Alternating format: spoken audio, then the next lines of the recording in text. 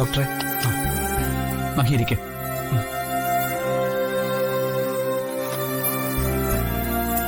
Mahi, patient suicidal അറ്റംപ്റ്റിന് ഉപയോഗിച്ച Poisson ഫ്യൂരിഡാനാണ്. വിഷം neuro സിസ്റ്റത്തെ 70% അഫക്ട് ചെയ്തിട്ടുണ്ട്. ഡോക്ടറെ, ആളിന്റെ സ്റ്റേജ് അല്പം ക്രിട്ടിക്കലാ. മാത്രമല്ല, എല്ലാ മരുന്നുകളോടും ശിവദാസിന്റെ ബോഡി പ്രതികരിക്കുന്നുമില്ല.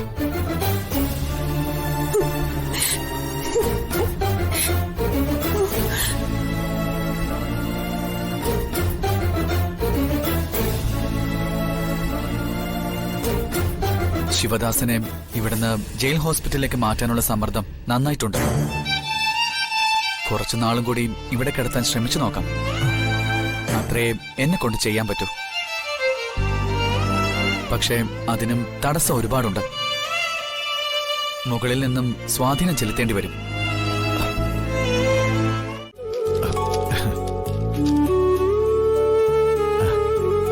സീതയ്ക്ക് സുഖമില്ലാതെ കിടക്കുക. സീതയ്ക്ക് എന്ത് പറ്റി? നല്ല പനിയും ശ്വാസമുട്ടും ഉണ്ട്. ഒട്ടും വയ്യാന്ന് തോന്നുന്നു. ഹോസ്പിറ്റലിൽ കൊണ്ടുപോയില്ലേ? ഇല്ല, വിളിച്ചിട്ട് വരുന്നില്ല. മഹിയും ചിന്നുവും കൂടി ദാസേട്ടൻ കിടക്കുന്ന ഹോസ്പിറ്റലിലേക്ക് പോയിരിക്കുക. സീതയെ ഞാൻ ഹോസ്പിറ്റലിൽ കൊണ്ടുപോവാ. വേണ്ട, സീത ഹോസ്പിറ്റലിലേക്ക് വിളിച്ചാ വരില്ല. അതങ്ങനെ ഒരു ജന്മം. നന്നായി പനിക്കുന്നുണ്ടായിരുന്നു. അവിടെ ഇപ്പൊ സീതയുടെ കൂടെ ആരുമില്ല. അത്താഴം കഴിച്ചിരുന്നെങ്കിൽ എനിക്ക് ഔട്ട് ഹൗസിലേക്കൊന്ന് പോവായിരുന്നു.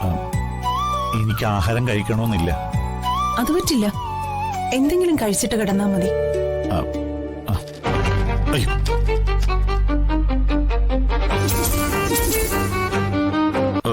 ഞാൻ എടുക്കാം.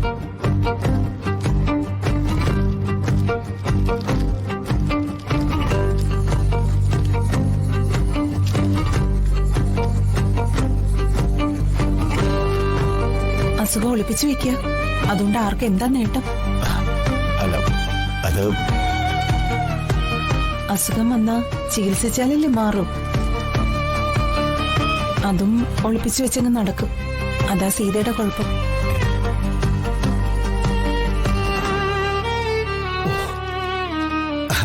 അതെ അതെ.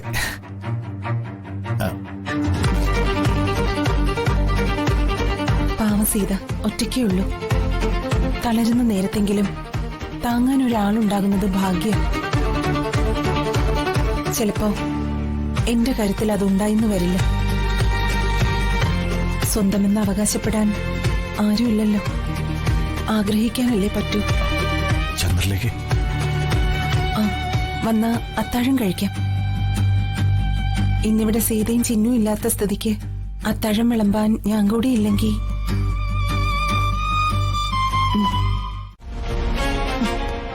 ആ രമാദേവിയുടെ മകനെ എങ്ങനെ ഒഴിവാക്കി കളയണമെന്ന് വിചാരിച്ച് അവനുമായിട്ട് സംസാരിച്ചു തുടങ്ങിയതാ ഞാൻ. അപ്പോ അവൻ എന്നെ നൈസായിട്ട് ഒഴിവാക്കാനുള്ള ശ്രമമായിരുന്നു. അതെ, അതും എന്നോട്. അവന്റെ പ്രസന്റേഷൻ ഒക്കെ ക്ലീശയായിരുന്നു. അവൻ ഡെയിലി പഫ് എടുക്കും, മദ്യപാനം സ്ഥിരമാണ്, ചെളി കണ്ട ചവിട്ടിയെ പോവാറുള്ളൂ. എടി മണ്ടി, അത് സിംബോളിക്കാ. പഴയ ഉമ്മ സ്റ്റൈൽ സ്ത്രീ പീഡനം. അവന്റെ ഈ കുത്തഴിഞ്ഞ പോക്കിനെ കൺട്രോൾ ചെയ്യാൻ അമ്മ രമാദേവിയുടെ തന്ത്രമാണ് ഈ കല്യാണാലോചന. ഇത്രയൊക്കെ പോരെ ഒരു പെണ്ണിന് പിന്മാറാൻ? ഇതൊക്കെ കേട്ടപ്പോ എനിക്ക് മനസ്സിലായി അവനൊരു പുളുന്താനാണെന്ന്. ഇടയ്ക്ക് കുറച്ച് തവിടും പിണ്ണാക്കും ഒക്കെ ഇട്ടുകൊടുത്താ അവൻ എന്റെ പുറകെ വന്നോളും. താലി കെട്ടിച്ച് കൂടെ കൊണ്ട് നടക്കാൻ പറ്റിയ ഒരു മിനി പാക്കേജാണ് അവൻ. വലിയ പുരുഷാകാരമൊന്നുമില്ല, എന്നാലും നമുക്കൊരിഷ്ടം തോന്നുന്ന എന്തോ അവനിലുണ്ട്. ശരിയടി, എന്നാ നാളെ കോളേജ് വെച്ച് കാണാം. ബൈ.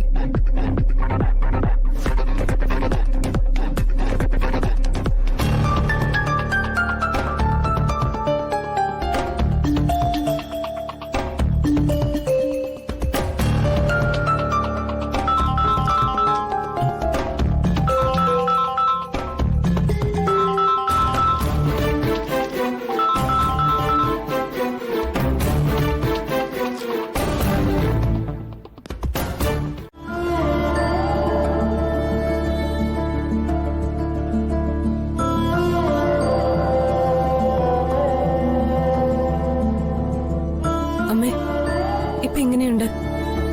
ആ, ഉം. നാളെ അമ്മയും കൂട്ടി കോളേജിൽ പോകാനുള്ളതായിരുന്നു. ഗാർഡിയന്റെ ഒപ്പിടാൻ. ഈ അവസ്ഥയിൽ ഇനി അത് നടക്കുമെന്ന് തോന്നുന്നില്ല. യാത്രയും കൂടെ ചെയ്താ അമ്മയുടെ അവസ്ഥ ആകെ കുഴപ്പത്തിലാവും. ഈ അസുഖം വെച്ചോണ്ട് അമ്മ കൂടെ വരാന്നോ? നല്ല കഥയായി. ചന്ദ്രമ്മേ, സീതയ്ക്കിപ്പോ എങ്ങനെയുണ്ട് ചിന്നു? ശ്വാസം മുട്ടൊന്നും പൂർണ്ണമായിട്ട് മാറിയിട്ടില്ല. എന്നാലും എന്റെ കൂടെ ഗാർഡിയനായിട്ട് വരാന്ന് അമ്മ പറയുന്നത്. അതൊന്നും ശരിയാവില്ല. നാളെ ഞാൻ പോകുന്നില്ല ചന്ദ്രാമ്മ. അഡ്മിഷൻ എടുത്തതല്ലേ ഉള്ളൂ, ക്ലാസ് മുടക്കാൻ പാടില്ല. നാളെ ചിന്നു കോളേജിൽ പോണം. ആ പ്രിൻസിപ്പൾ ആണെങ്കിൽ എന്തെങ്കിലും ഒന്ന് കിട്ടാൻ കാത്തിരിക്കോ എന്റെ തലേ കയറാൻ. ഒപ്പിടാൻ ഗാർഡിയൻ വന്നില്ലെന്ന് പറഞ്ഞ പിന്നെ പൂരമായിരിക്കും. അതിന് ഒപ്പിടാൻ ഗാർഡിയൻ വരില്ലെന്ന് ആരാ പറഞ്ഞ്?